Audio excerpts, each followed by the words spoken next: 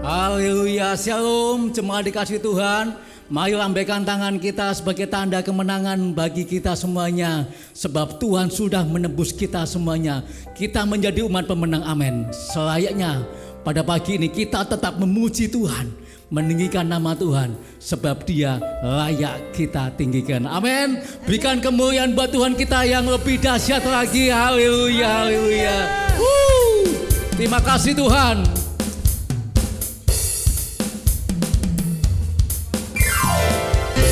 Mari kita memuji Tuhan, bertepuk tangan buat Tuhan kita. Haleluya.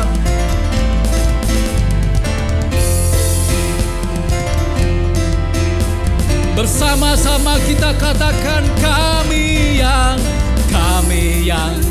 telah ditebus dengan darah yang kudus, mengangkat pujian bagimu.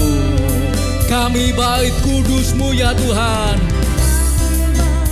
bait kudus-Mu sebagai bukti karya-Mu, nyatakan Kau besar dan hidup. Mari kita berlari sampai tujuan, amin. Berlari sampai tujuan, mendapatkan mahkota kekal. Kami terima kuasa-Mu Tuhan, kami terima kemenangan yang Engkau sediakan. Untuk kami bawa di setiap langkah, dimanapun kemanapun kami kan pergi, di situ pasti mujizat-Mu terjadi. Yesus yang sudah menebus kami semuanya. Mari bersama-sama kita katakan, kami yang telah ditebus dengan darah yang kudus. Kami yang telah ditebus dengan darah yang kudus, mengangkat pujian bagi-Mu. Kami baik kudus-Mu, kami baik kudus-Mu sebagai bukti karya. Nyatakan Kau besar dan hidup ya Tuhan. Kau besar dan hidup. Mari kita berlari sampai tujuan, amin. Berlari sampai tujuan, mendapatkan mahkota kekal. Kami terima kuasa-Mu Tuhan, kami terima kemenangan yang Engkau sediakan. Untuk kami bawa di setiap langkah, dimanapun kami pergi, kemanapun ya Tuhan kami kan pergi, di situ pasti mujizat-Mu. Mari bersama-sama kita katakan, kami terima kuasa-Mu, kami terima kuasa-Mu Tuhan, kami terima kemenangan yang Engkau sediakan. Untuk kami bawa di setiap langkah, dimanapun kami berdiri, kemanapun ya Tuhan kami kan pergi, di situ pasti mujizat-Mu. Bersama-sama tetap mengatakan, kami terima kuasa-Mu Tuhan, kami terima kemenangan yang Engkau sediakan ya Tuhan. Di setiap langkah, dimanapun kami pergi, kemanapun ya Tuhan, di situ pasti mujizat-Mu. Katakan dengan iman, di situ pasti mujizat-Mu terjadi, di situ pasti mujizat. Sekali lagi, katakan, di situ pasti mujizat-Mu terjadi ya Tuhan, di situ pasti mujizat-Mu terjadi. Haleluya. Terima kasih Yesus. Kami percaya pada mujizat Tuhan.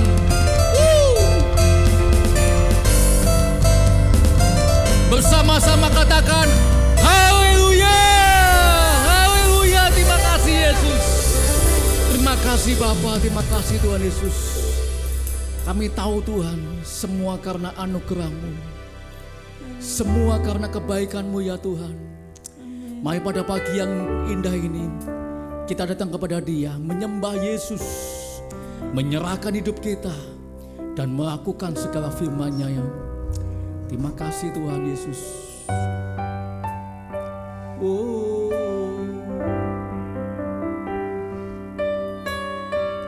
lekatkan hati kami ya Tuhan, melekat dalam hati-Mu.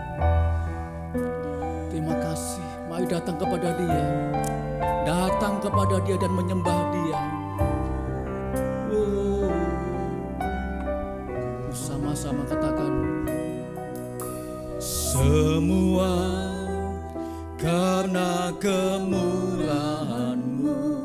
Terima kasih Tuhan Yesus. Semua karena kebaikan-Mu. Semuanya karena kasih sayang-Mu kami ada. Ku ada sebagaimana ku ada. Semua karena kemurahan-Mu. Terima kasih Yesus. Semua karena kebaikan-Mu. Oh, semuanya karena kasih sayang-Mu. Ku ada sebagaimana ku ada.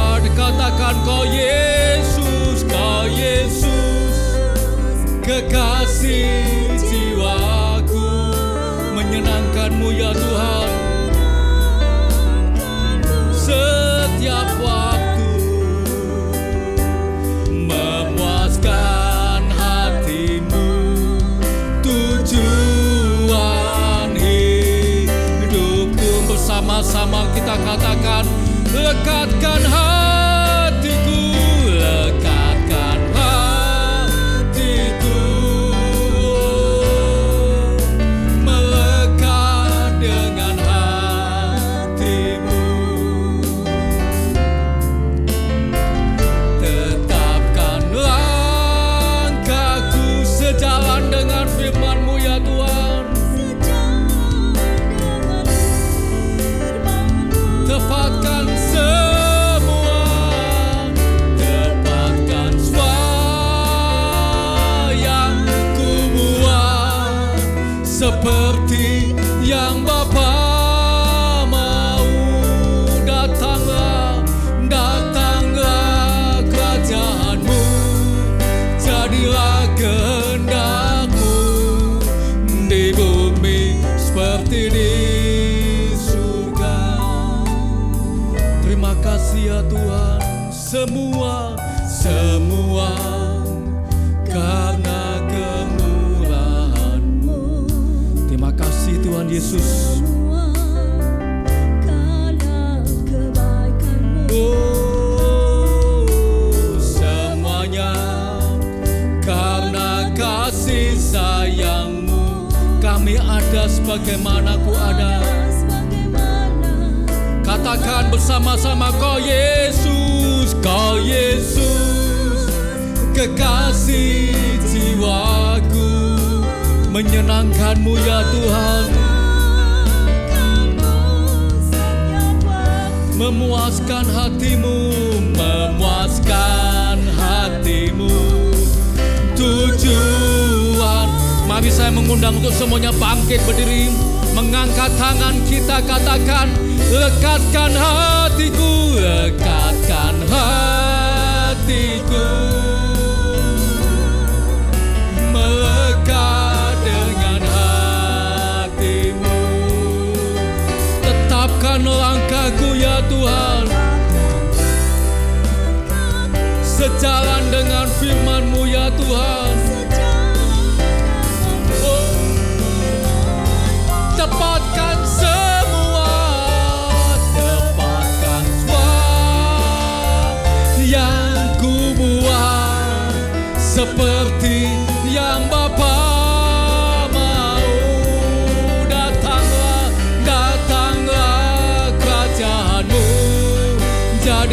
kehendak-Mu di bumi seperti di.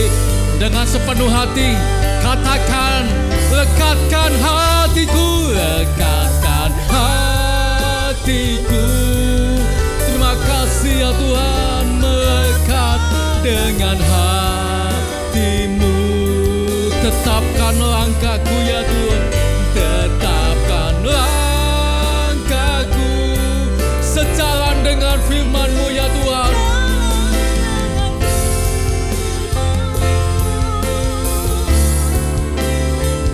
Tepatkan semua yang ku buat seperti yang Bapa mau. Katakan, datanglah, datanglah kerajaan-Mu, jadilah kehendak-Mu di bumi seperti di. Datanglah kerajaan-Mu ya Tuhan, datanglah kerajaan-Mu, jadilah kehendak-Mu. Sekali lagi, di bumi seperti. Datanglah kerajaan-Mu ya Tuhan, datanglah kerajaan-Mu, jadilah kehendak-Mu di bumi seperti di surga. Mari sembah Dia, sembah Yesus, sembah Dia, agungkan nama Tuhan. Haleluya, terima kasih Tuhan. Lekatkan hati kami, melekat dalam hati-Mu. Haleluya, sembah Dia ya. Meskipun di rumah-rumah masing-masing, hadirat Tuhan datang di hati kita, di rumah tangga kita, dalam hidup kita. Oh, haleluya, haleluya.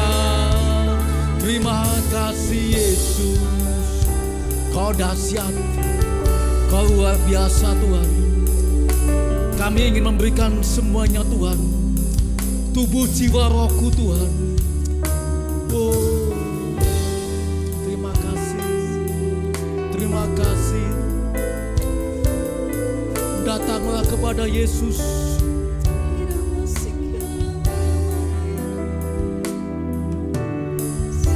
kasih, terima kasih, terima kasih. Oh, mari bersama-sama kita katakan, Tuhan, ku berikan semuanya. Tuhan, ku berikan semuanya, tubuh jiwa rohku, relakan semuanya. Kami ingin menyenangkan-Mu ya Tuhan.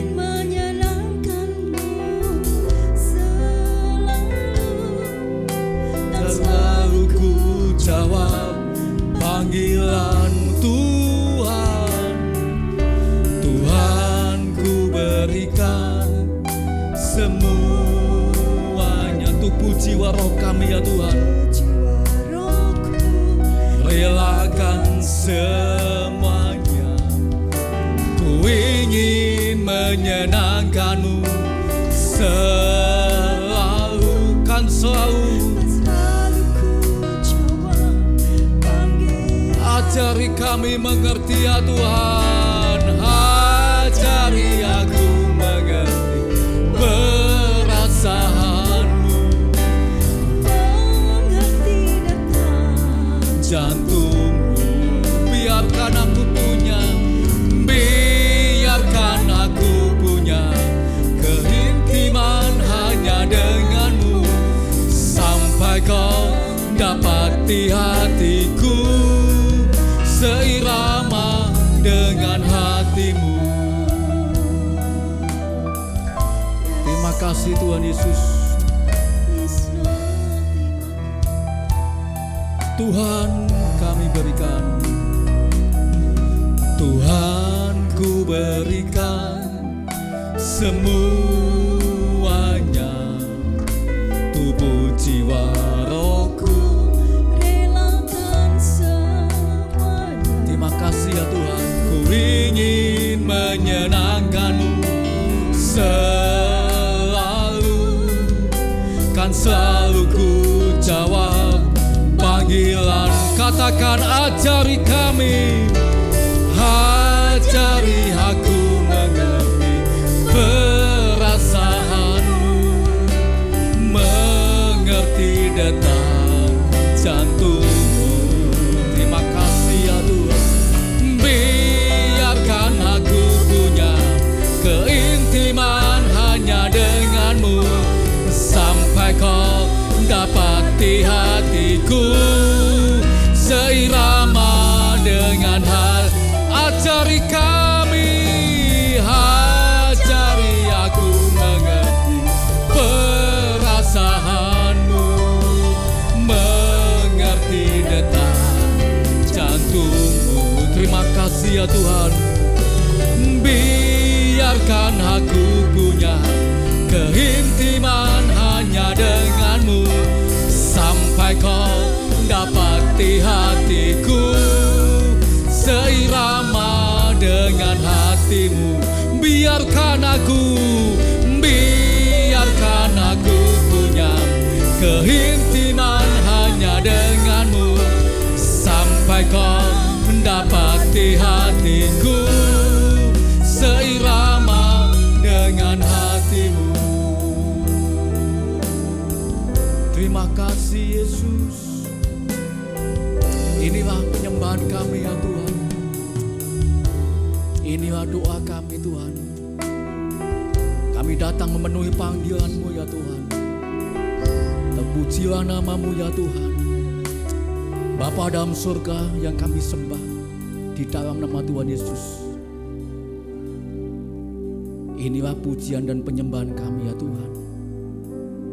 Kami tahu Engkau senang saat kami memuji Tuhan, sebab Engkau layak yang kami tinggikan. Meskipun situasi sedang tidak menguntungkan ya Tuhan, tetapi kami percaya punya Tuhan yang mengendalikan atas hidup kami ya Tuhan. Terima kasih ya Bapa yang baik. Kami siap mendengarkan firman Tuhan. Berkati hamba-Mu yang menyampaikan firman Tuhan. Pakai dia Tuhan menjadi saluran berkat bagi kami semuanya Bapa. Terima kasih Bapa yang baik. Di dalam nama Tuhan Yesus, semua yang percaya katakan amin. Tuhan Yesus memberkati. Shalom, selamat pagi. Perkenalkan, nama saya Pastor Richard. Saya tinggal di Manokwari dan melayani juga di Manokwari, Papua Barat. Nah, terima kasih untuk setiap kesempatan yang diberikan buat saya, khususnya kepada Pastor Bambang dan juga untuk jemaat di GPPK Semarang telah memberikan saya kesempatan untuk membawakan firman Tuhan menjadi berkat bagi setiap saudara. Nah, saudara kasih Tuhan, tema yang diberikan kepada saya adalah tentang misi. Nah, berbicara tentang misi, saya rindu mengambil contoh dan teladan dari kehidupan Paulus. Nah, karena itu mari kita membuka firman Tuhan dalam surat Filipi pasal pertama ayat yang ke-13 sampai ayat yang ke-17. Saya akan bacakan untuk saudara firman Tuhan dari Filipi pasal yang pertama ayat 13 sampai 17. Demikian firman Tuhan. Sehingga telah jelas bagi seluruh istana dan semua orang lain bahwa aku dipenjarakan karena Kristus. Dan kebanyakan saudara dalam Tuhan telah beroleh kepercayaan karena pemenjaraanku untuk bertambah berani berkata-kata tentang firman Allah dengan tidak takut. Ada orang yang memberitakan Kristus karena dengki dan perselisihan, tetapi ada pula yang memberitakannya dengan maksud baik. Mereka ini memberitakan Kristus karena kasih, sebab mereka tahu bahwa aku ada di sini untuk membela Injil. Tetapi yang lain karena kepentingan sendiri dan dengan maksud yang tidak ikhlas, sangkanya dengan demikian mereka memperberat bebanku dalam penjara. Nah, saudara yang kasih Tuhan, kita tahu bahwa karena memberitakan Injil, Paulus mengalami begitu banyak tantangan dalam misinya pada saat itu, dan kerinduan Paulus dia bisa membawa Injil ke tempat di mana orang-orang yang belum mengenal Kristus. Nah, yang luar biasa kalau dari teks yang tadi kita sudah baca, di situ sangat jelas bahwa Paulus dipenjara pada saat dia menulis surat Filipi, ya. Dan di situ kita tahu bahwa bagaimana Paulus mengalami penderitaan dan tantangan. Dia harus dipenjara oleh karena dia mengabarkan Injil. Ya. Nah, saudara kasih Tuhan, ada beberapa hal yang kita bisa pelajari dari kehidupan Paulus, ya, kehidupan misi Paulus. Dan kalau saya melihat dari ayat-ayat yang ada di dalam kisah Paulus, misi Paulus, nah khususnya ayat yang kita flashback dulu ke ayat sebelum ayat yang teks itu, ada ayat ke-9 ya, Filipi 1 ayat ke-9. Dan di situ dikatakan bahwa, dan inilah doaku, semoga kasihmu makin melimpah dalam pengetahuan yang benar dan dalam segala pengertian. Ya, di sini katakan inilah doaku, semoga kasihmu makin melimpah dalam pengetahuan yang benar dan dalam segala macam pengertian. Nah, saudara kasih Tuhan, kalau kita melihat bahwa doa Paulus berdoa agar setiap kita melimpah dalam kasih dan pengetahuan yang benar dan pengertian yang benar, itu harus selalu ada dalam pikiran kita. Ya, ini adalah poin yang pertama yang ingin saya sharing tentang bagaimana cara Paulus menjalankan misinya di dalam kehidupannya.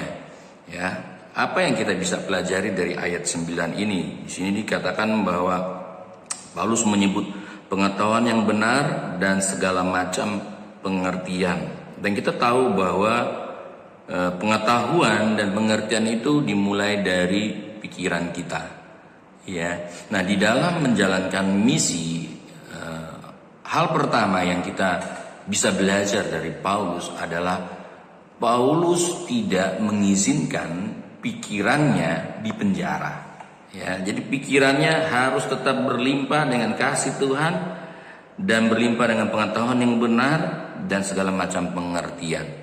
Nah, saudara bisa bayangkan bahwa tentu apa yang dialami oleh Paulus itu tidak mudah. Apa yang dirasakan oleh Paulus ini sangat-sangat tidak mudah untuk dilewati pada saat dia harus penjara pada zaman dahulu dengan penjara pada zaman sekarang mungkin sangat berbeda. Ya, kita tahu bahwa penjara zaman dahulu itu tidak mungkin, lampunya juga redup, kemudian harus mengalami pemasungan, ya, dirantai, dan mungkin makan juga. Kalau saya membaca buku-buku sejarah, penjara pada zaman itu kadang-kadang makan tidak terlalu teratur, ya. Nah, itulah sebabnya kalau kita ada dalam penjara, tentu kita perlu tetap menjaga pikiran kita. Ada seseorang saya membaca kisah nyata, ya, seseorang di Amerika yang salah vonis, ya, dia disangkakan pada saat ada pemerkosaan, kemudian polisi salah menangkap karena tidak ada orang lain di situ dan dia tidak punya alibi juga, dan sehingga dia akhirnya dipenjarakan untuk sesuatu yang dia tidak lakukan selama 37 tahun. Dan saya melihat videonya pada saat dia diwawancara, ditanya oleh pewawancara bagaimana caranya Anda tetap bisa maksimal dalam hidup, padahal Anda harus menjalani pemenjaraan yang sebenarnya tidak Anda lakukan kesalahannya. Lalu dia katakan bahwa aku tidak akan pernah membiarkan pikiranku terpenjara. Tubuhku bisa dipenjara, tetapi aku tidak akan pernah membiarkan pikiranku dipenjara. Nah, Paulus juga tidak pernah mengizinkan pikirannya dipenjarakan. Ya, meski tubuhnya dipenjara, Bahkan dia juga harus hidup dengan duri dalam dagingnya. Tetapi Paulus tidak mengizinkan pikirannya di penjara. Nah, jadi saya masih ingat waktu Piala Euro bola ya, itu ada satu kiper handal dari Swiss namanya Jan Sommer ya. Jan Sommer ini kiper Swiss dan dia tangguh sekali, performanya sangat luar biasa. Pada saat dia bertanding melawan Spanyol, memang mereka kalah ya, kalau saya tidak salah, mereka kalah di adu penalti. Tapi saya bisa melihat di adu penalti itu para penendang-penendang hebat ya, para penendang-penendang hebatnya Spanyol pun banyak bolanya yang ditangkap. Sampai saya melihat hal itu sesuatu yang jarang sekali terjadi ya. Dan tapi saudara perlu tahu bahwa sebelumnya di dalam pertandingan sebelumnya memang Jan Sommer ini, kiper ini tangguh sekali sehingga setiap orang melihat bagaimana dia menahan bola-bola, menahan tendangan-tendangan penalti dari penendang-penendang yang hebat gitu. Jadi itu pikiran itu masuk ke dalam lawan-lawannya. Ini orang hebat, ini orang kuat, ini orang bisa tangkap bola, bisa. Nah, jadi saya bisa melihat bahwa ini menjadi momok yang sangat menakutkan pada saat para penendang-penendang hebat itu berusaha untuk masukkan bola ke gawangnya dan ternyata gagal ya. Dan meskipun Swiss kalah, tetapi luar biasa peranan kiper ya, Jan Sommer. Nah, lalu pelajaran apa yang kita bisa ambil dari kisah ini? Kita tidak boleh membiarkan pikiran kita berkubu ya, pikiran kita berkubu. Karena kita sudah mungkin karena para penendang itu sudah wah dia hebat, dia bisa tangkap, dia hebat, dia bisa. Mentalnya sudah down dulu deh, karena itu udah berkubu, pikirannya sudah berkubu. Ya.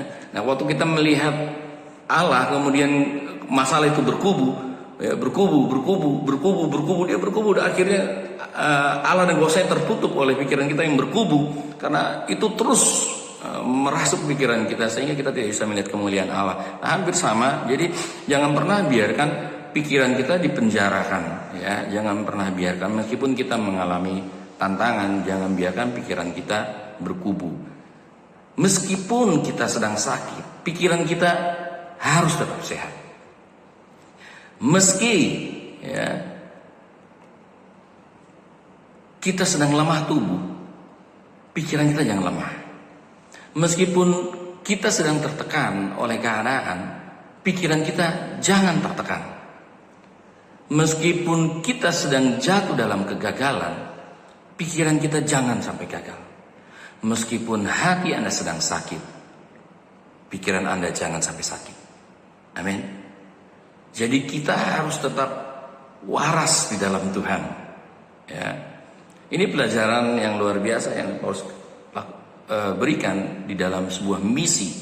Kita harus tetap menjaga pikiran kita waras, karena kita akan selalu melihat tantangan, kita akan selalu melihat intimidasi, kita akan bertemu dengan banyak ujian dan lain sebagainya. Tapi kita harus tetap waras. Jadi kita harus menjaga pikiran kita. Amin. Yang pertama adalah jangan pernah biarkan pikiran kita terpenjarakan. Amin. Nah, saudara yang kasih Tuhan, kemudian yang kedua ya, kita coba buka dari ayat 5 dengan ayat 6. Ayat 5 sampai ayat 6. Aku mengucap syukur kepada Allahku karena persekutuanmu dalam berita Injil mulai dari hari pertama sampai sekarang ini. Akan hal ini aku yakin sepenuhnya, yaitu Ia yang memulai pekerjaan yang baik di antara kamu akan meneruskannya sampai pada akhirnya pada hari Kristus Yesus. Amin. Nah, ayat ini mengatakan bahwa Allah yang memulai pekerjaan yang baik di antara kita akan terus mengerjakannya sampai hari Kristus Yesus.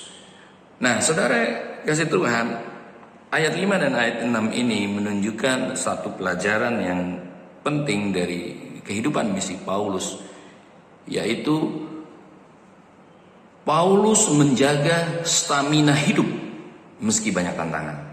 Ya, Paulus terus menjaga stamina pelayanannya, stamina hidupnya.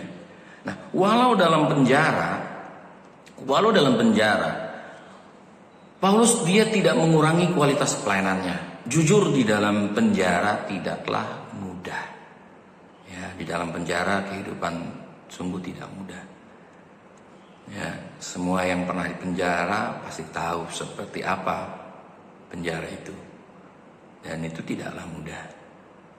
Ya, saya punya masa lalu yang kelam dan gelap sekali masa lalu saya. Jadi saya tahu bahwa kehidupan di dalam penjara itu tidaklah mudah. Nah, saudara kasih Tuhan, kita belajar dari Paulus untuk menjaga stamina hidup, apalagi dalam misi. Ya, kita harus terus menjaga stamina kita. Masalah jangan mengurangi semangat kita dalam berkarya. Ya, kita jangan izinkan sekitar kita dan keadaan melemahkan stamina hidup kita. Nah, saya mau cerita tentang pelayanan, ya, misi yang Tuhan percayakan dalam kehidupan saya dengan istri. Di dalam tahun-tahun awal saya sampai di Papua, saya sering melayani dari kampung ke kampung. Ya, saya sudah masuk ratusan kampung, saya sudah masuk ke berbagai macam pedalaman. Saya mengawali tahun-tahun awal saya dengan melayani dari kampung ke kampung. Dan pada saat itu tidak ada kendaraan, tidak ada jalan yang mulus. Kadang-kadang kita harus mendaki bukit, mendaki gunung, dan kadang kita harus tidur di hutan, dan kita harus kena malaria, dan kadang-kadang kita digigit ular, ya. Dan kadang-kadang ada jalan-jalan yang pasti harus jalan kaki, dan itu adalah tahun-tahun awal yang cukup excited, ya, kalau buat saya. Pelayanan dari kampung-kampung, kadang kita harus berhadapan dengan para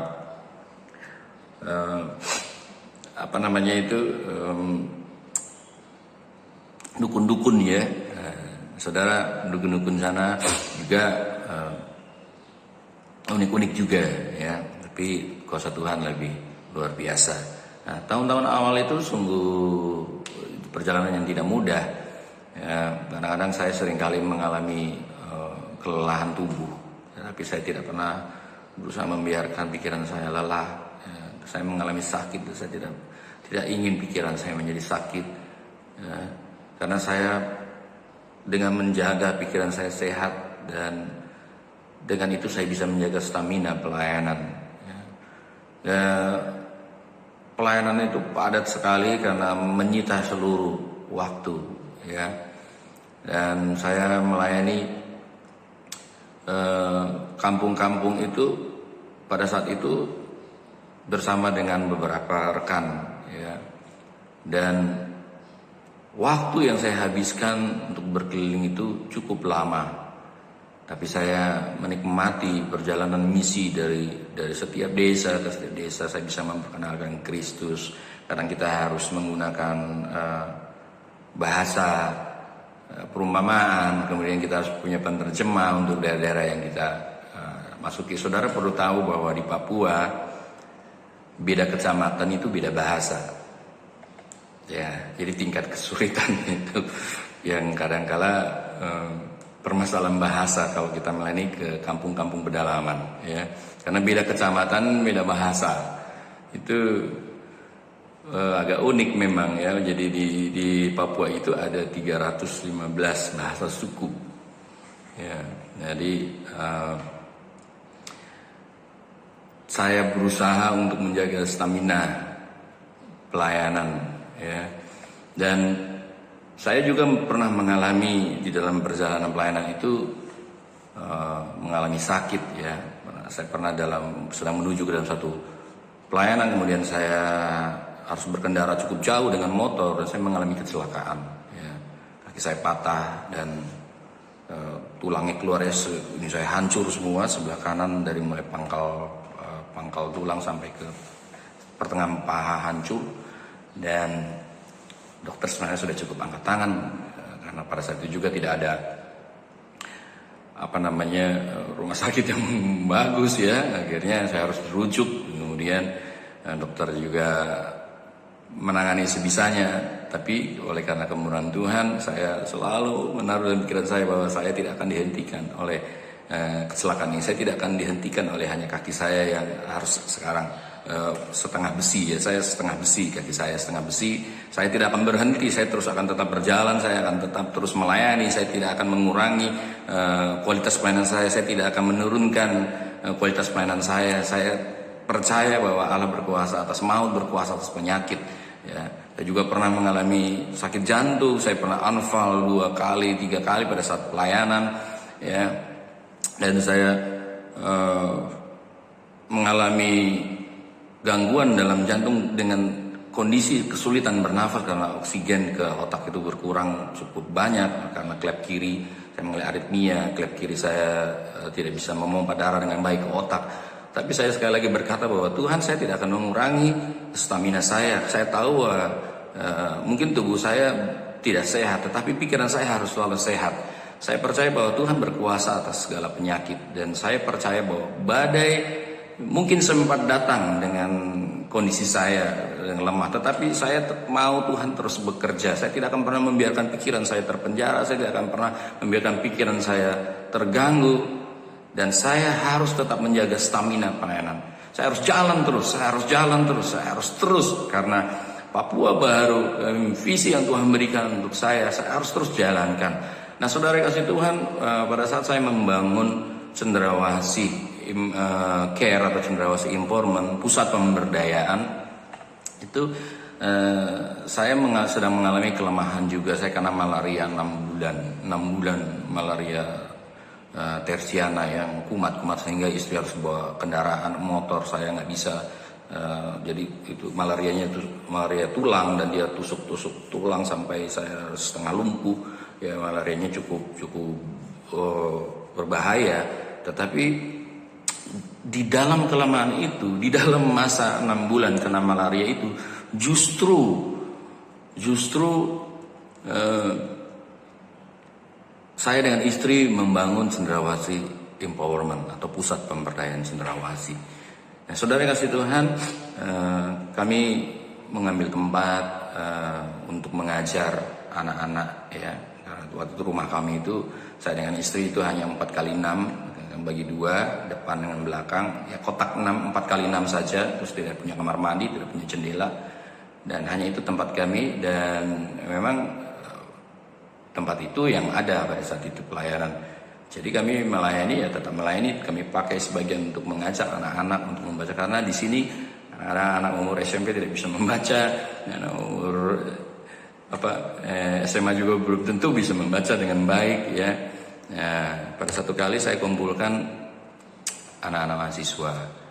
Kemudian saya tanya sama mereka, saya coba tanya perkalian singkat 3x4. Kemudian mereka bilang mungkin 15 ya. Kemudian katanya kalau 5x6 gitu, mungkin 20k gitu ya. Jadi wah, saya kumpulkan banyak mahasiswa seperti saya, tidak percaya. Kemudian saya coba kumpulkan sebagian besar anak-anak pegunungan yang saya ketemu. Dan meskipun tidak semua orang mengalami seperti ini anak-anak Papua, tetapi sebagian besar memang kesulitan untuk berhitung ya. Saya sedih dan saya menangis di hadapan Tuhan. Saya bilang, Tuhan, saya melayani firman Tuhan, tapi saya lupa bahwa mereka juga butuh berhitung. Mereka juga harus bisa membaca. Kalau tidak, mereka nanti dibohongi sama orang, mereka diperdaya oleh orang lain. Dan hati saya ingin merubah hal itu, sehingga saya membuka pusat pemberdayaan. Ya, kami membuka tempat les baca tulis, matematika. Kami membangun tempat latihan skill bahasa Inggris, komputer, terus kemudian kepemimpinan ya, dan administrasi dan lain sebagainya. Ya, kami menampung anak-anak Papua, menampung mereka pada saat itu tinggal di dalam rumah kami. Terus kemudian kita coba membuka gubuk-gubuk tempat-tempat untuk mereka bisa tinggal juga. Ada beberapa gubuk ya, dan selain ada yang tinggal dengan saya juga, kami mencoba menyekolahkan mereka, membiayai mereka ya, dan ada banyak yang sudah lulus dan kembali ke kampung mereka membangun, dan saya senang. Dan saya bilang sama mereka bahwa saya merindukan Papua yang baru. Pada saat saya nanti menutup mata, saya ingin melihat Papua yang baru yang berada di tangan kalian, karena saya percaya bahwa anak-anak yang cinta Tuhan juga harus punya skill. Nggak cukup cinta Tuhan saja, tapi harus punya kemampuan agar kita bisa bergerak dengan lebih cepat ya. Katakan buat mereka bahwa saya ada untuk memberikan kehidupan yang lebih baik. Saya mau agar kalian memanfaatkan dengan baik ya. Dan kami coba sekolahkan mereka, biayai mereka. Kemudian kami juga membuka rumah-rumah belajar di beberapa tempat. Mungkin ada sekitar 4 sampai 5 tempat rumah belajar di beberapa kampung ya. Tempat-tempat itu tempat kita melatih membaca, menulis, dan untuk mengejar ketertinggalan. Dan perjalanan ini sebenarnya masih sangat-sangat panjang. Saya sangat berharap semua gereja-gereja di Papua bisa mengambil peran yang sama. Jadi kita tidak hanya membangun gedung yang mewah yang hanya dipakai seminggu 3 kali. Kita tidak hanya membangun gedung-gedung yang besar yang hanya dipakai mungkin hanya seminggu hanya 4 kali, bahkan ada yang cuma 2 kali. Tapi kita harus gunakan seluruh aset itu, jangan tidur. Kalau kita bisa membangun rumah belajar, kita bisa membangun tempat-tempat les, mengejar ketertinggalan, membantu pemerintah agar kita bisa mengentaskan kebodohan, kita bisa mengajar berapa yang dipercayakan. Andaikan semua gereja berikut serta, itu sangat luar biasa. Itu akan sangat menolong. Tapi saya percaya bahwa dengan melakukan role model seperti ini, pasti ya teman-teman yang lain akan ikut. Ya, mereka bisa melihat bahwa ada dampak ya. Dan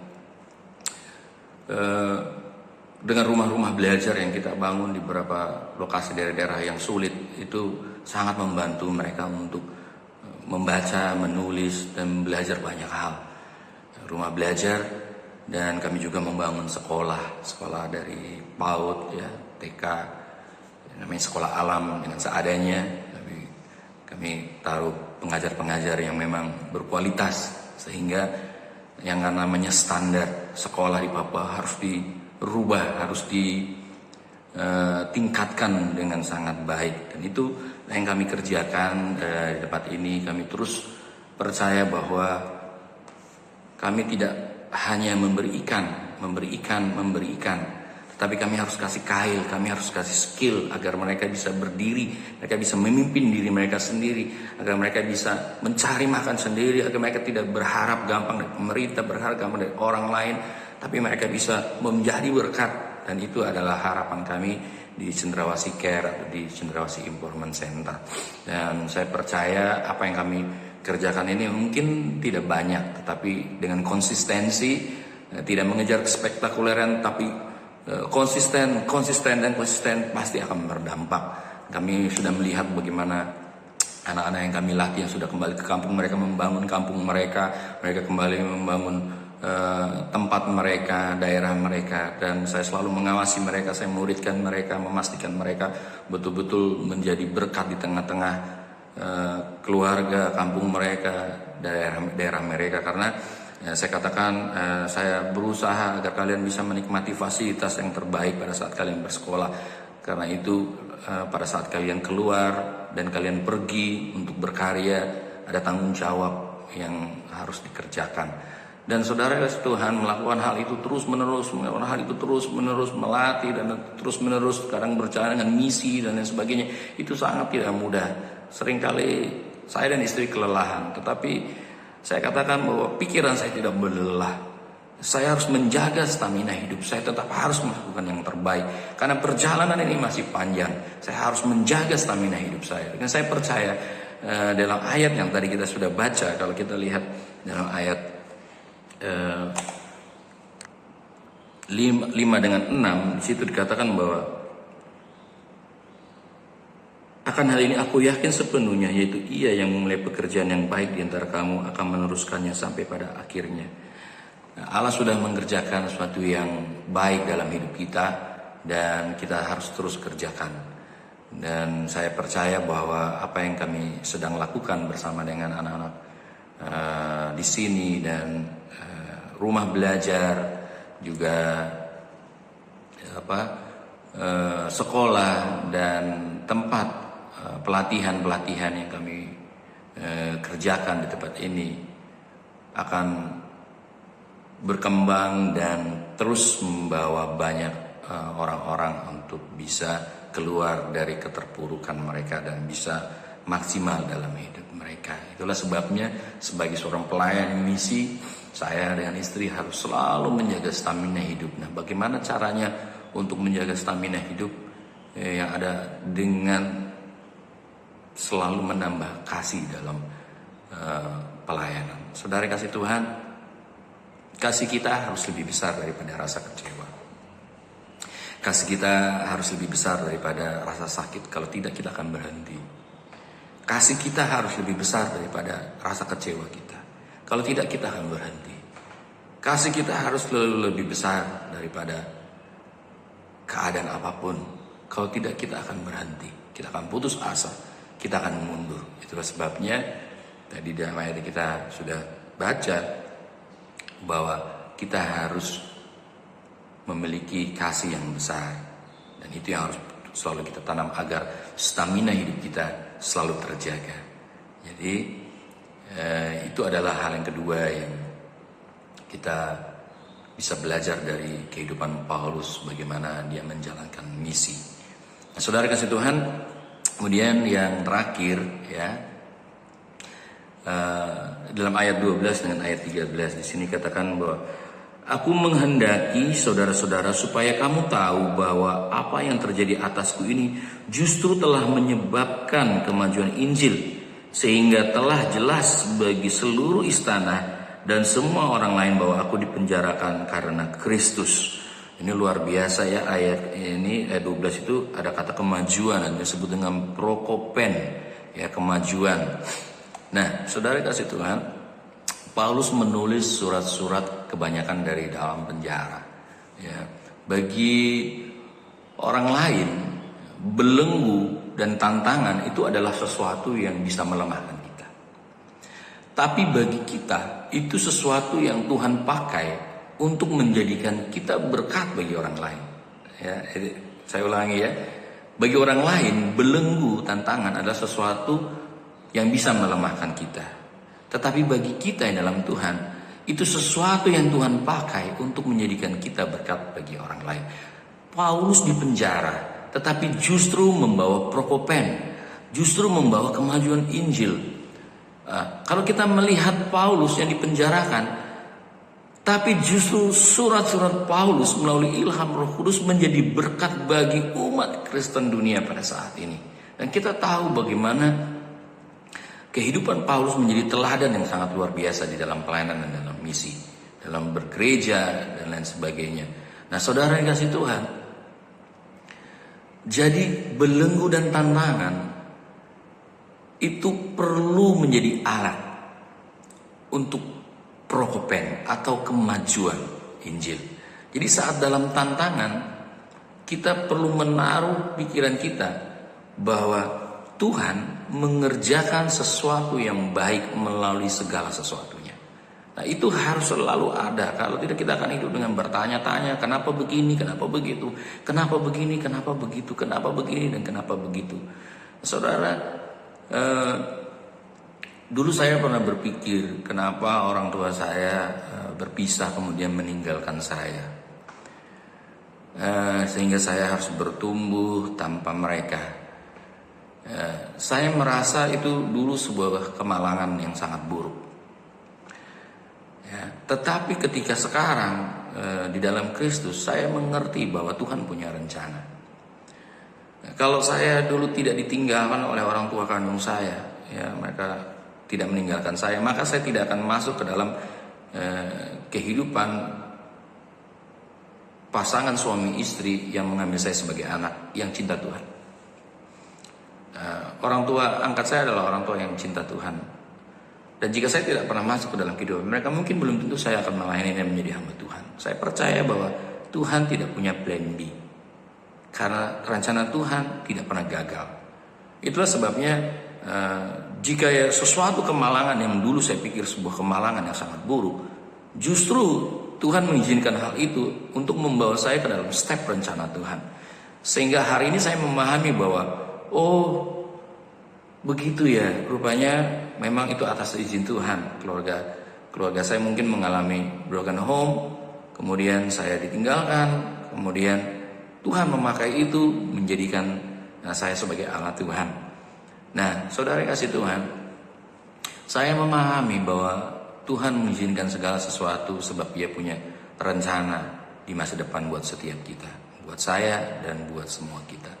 Nah, saudara bisa ingat Yusuf pada saat dia dibuang oleh keluarganya, kemudian pada saat saudara-saudara datang bertemu dengan dia, Yusuf katakan bahwa kamu mungkin mereka-reka yang buruk kepada saya, kamu merancangkan hal yang buruk, tetapi justru Tuhan memakainya untuk mendatangkan kebaikan.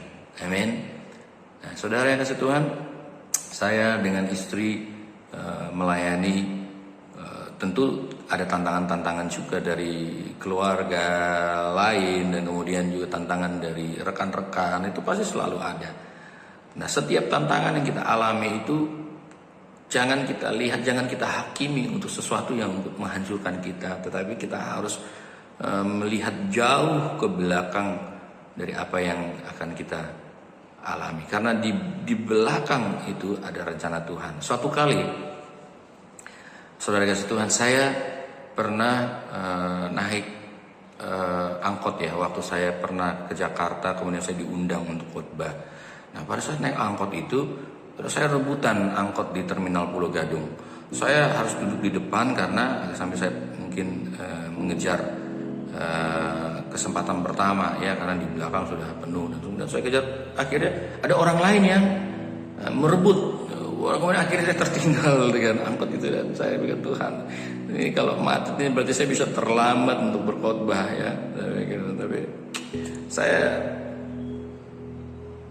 waktu itu jengkel sekali dengan kejadian itu. Saya menghakimi keadaan itu ya. Saya bilang, Tuhan, ini kan saya mau pelayanan, kenapa Tuhan izinkan seperti ini begitu. Lalu akhirnya saya, singkat cerita, saya naik angkot belakangnya. Saya naik angkot belakangnya, berjalan sekitar 10-15 menit, saya lihat angkot yang tadi, saudara. Angkot yang tadi rencananya saya mau naik itu, dia menabrak tiang listrik, dan bagian depannya itu menghajar tiang listrik sampai bentuk V di depan, dan orang di depan itu meninggal, saudara. Andaikan saya naik angkot itu, mungkin saya sudah kembali ke rumah Bapak. Ya, saya tidak tahu rencana Tuhan ya. Mungkin kejadian saya ketinggalan angkot itu terlihat sangat buruk gitu ya. Keadaannya itu, aduh ini sudah mepet, ini sudah keadaannya lagi gini, aduh saya harus segera buru-buru, ini takutnya macet dan sebagainya. Itu kelihatannya suatu yang buruk terjadi. Tetapi karena kasih Tuhan punya rencana yang lebih baik. Ya, saya diluputkan dari kecelakaan ya, oleh karena Tuhan mengasihi saya pada saat itu, dan Dia punya rencana yang berbeda dengan saya. Dan saya katakan buat Tuhan, saya tidak mau lagi menghakimi keadaan terlalu cepat. Saya tahu bahwa kehidupan pelayanan ada dalam tangan Tuhan. Jadi saudara yang kasih Tuhan, apapun yang ada dalam kehidupan kita ini adalah misi Tuhan. Maka jangan terlalu cepat menghakimi setiap keadaan.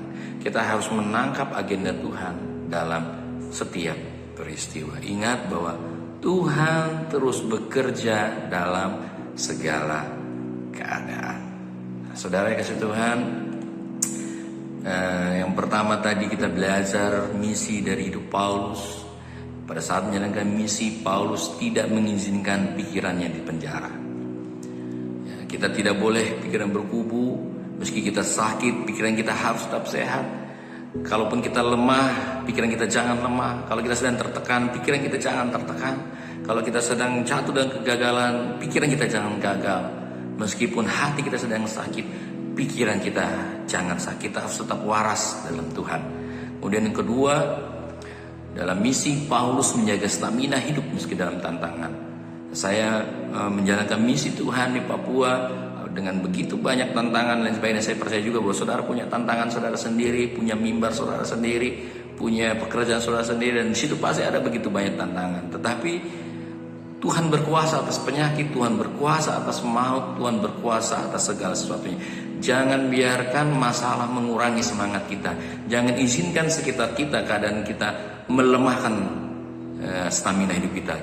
Jaga stamina hidup, tetap lakukan yang terbaik. Ya. Kemudian yang terakhir adalah dalam misi Paulus dipakai justru saat ia sedang dalam tantangan. Dalam kelemahan Tuhan tetap bekerja. Ya.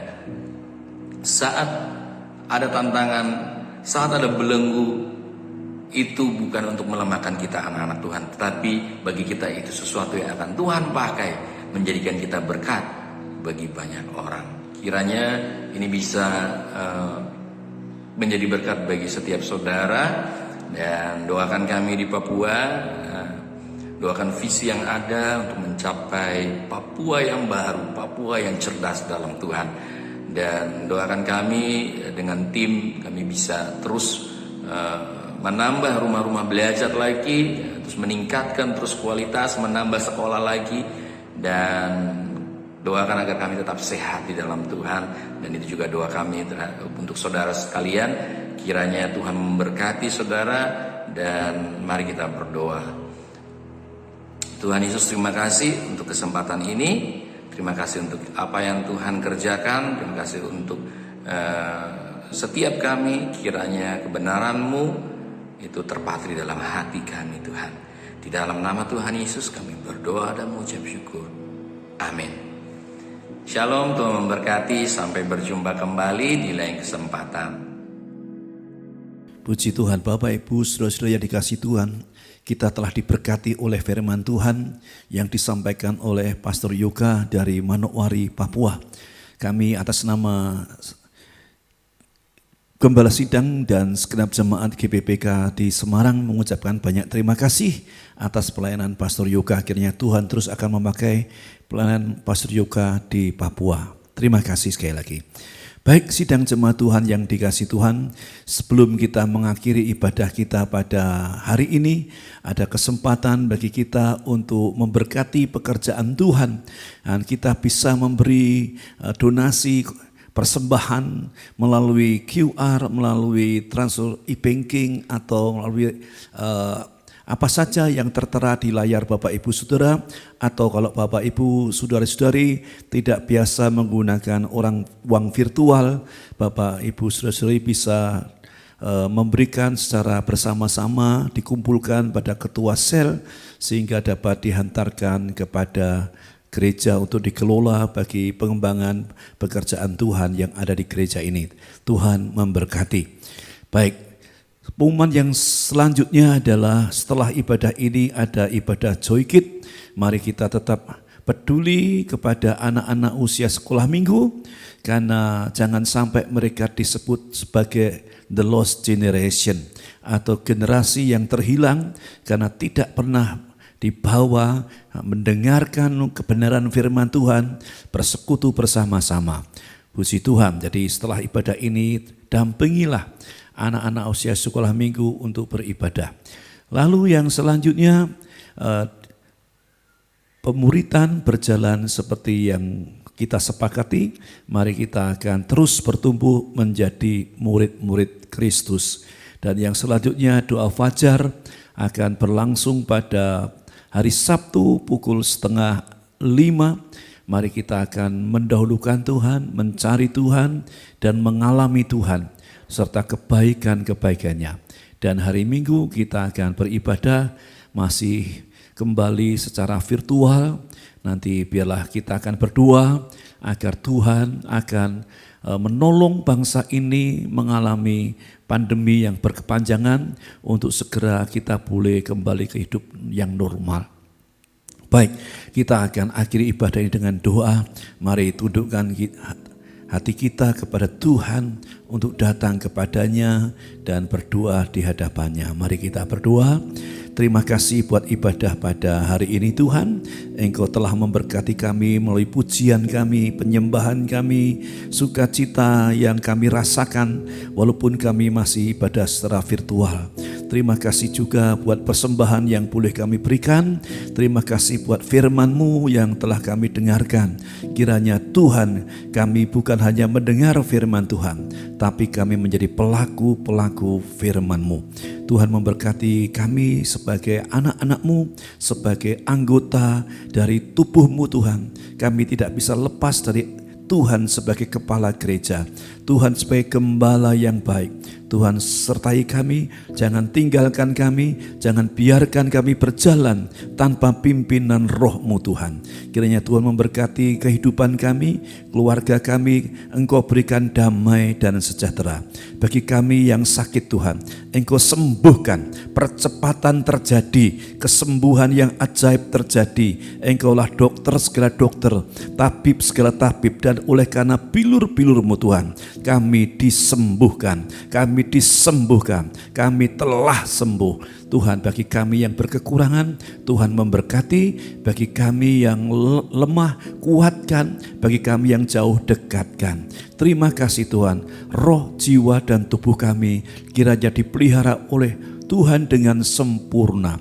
Berkati masa depan kami, berkati pergumulan kami ya Tuhan. Berkati kami dengan kesehatan, jauhkan kami dari virus yang jahat.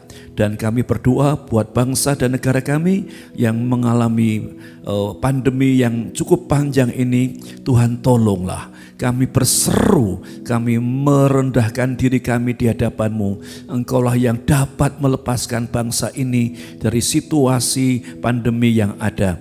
Engkau berkati pemerintah yang ada, yang berusaha dengan keras untuk menolong orang-orang yang terinfeksi oleh karena virus ini. Berkati para dokter, para nakes, dan semuanya Tuhan akan menolong sehingga bangsa kami boleh kembali kepada kehidupan yang normal. Terima kasih Tuhan. Kami serahkan sekali lagi domba-domba-Mu ke dalam tangan Tuhan. Mari Bapak Ibu Saudara yang dikasihi oleh Tuhan, buka hati kita dan angkat tangan kita di hadapan Tuhan, dan terimalah berkat Tuhan yang Tuhan janjikan bagi kita semua. Tuhan memberkati engkau dan melindungi engkau. Tuhan menyinari engkau dengan wajah-Nya dan memberi engkau kasih karunia.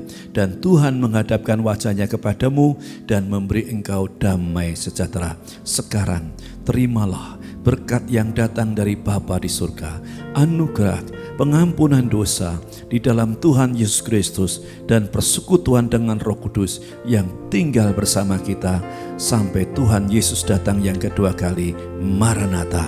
Bila semua yang percaya bersama-sama katakan amin. Tuhan memberkati. Sampai ketemu di minggu depan. Amin. Kiranya Engkau memberkati aku melimpah-limpah dan memperluas daerah kami ya Tuhan, daerahku.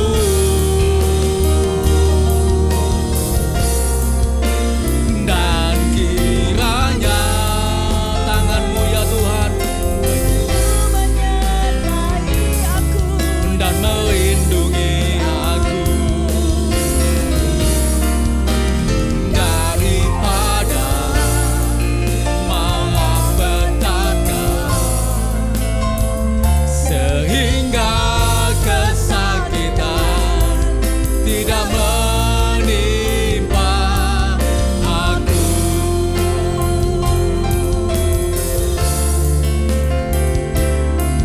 Tuhan mendengarkan dan menjawab doaku.